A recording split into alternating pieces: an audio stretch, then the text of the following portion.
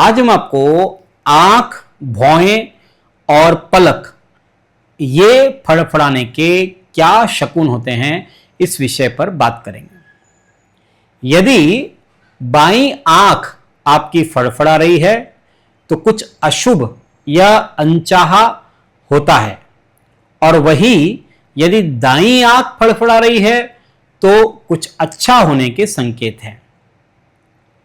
दाहिनी आंख में भी यदि आंख का मध्य का भाग फड़फड़ा रहा है तो व्यक्ति अपने कार्य में सफलता प्राप्त करता है, धन अर्जित करता है। और यदि दाहिनी आंख के नीचे का भाग फड़फड़ा रहा है तो व्यक्ति का अकारण ही किसी से विवाद हो सकता है। आंखों के ऊपर भौहें होती है। भौहें अगर फड़फड़ा रही है तो उसके भी शकुन है। भौहें यानी ये जो ऊपर जो काला काला जो भाग है इसे भौहें कहते हैं। यदि किसी की दाहिनी ओर की भौहें फड़फड़ा रही है तो उस व्यक्ति को प्रसिद्धि ख्याति मिलती है, उसका अच्छा नाम होता है। और यदि भौं के साथ साथ यदि दाहिनी आंख भी फड़फड़ाए, मतलब भौहें भी फड़फड़ा रही है और दाहिनी आंख भी फड़फड़ा रही है तो और भी अच्छा। बाईं ओर की भौं का फड़फड़ाना मित्र से मिलने का सूचना दे रहा है।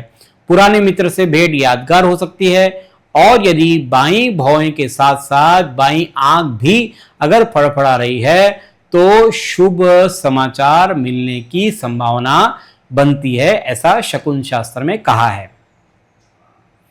आंख और भौं के साथ साथ पलके भी होती है। ये जो ऊपर का जो पर्दा होता है इसे पलके कहते हैं। तो यदि किसी की दाहिनी पलक फड़फड़ा रही है तो उसे अभिष्ट की प्राप्ति होती है, मतलब जो उसकी अभिलाषा हो वो पूरी हो सकती है। लेकिन यदि वह लगातार फड़फड़ाए तो रोग से शारीरिक कष्ट होता है। अगर रुक रुक कर फड़फड़ाए तब तो ठीक है, लेकिन लगातार फड़फड़ाए तब रोग और शारीरिक कष्ट की ओर संकेत करती है।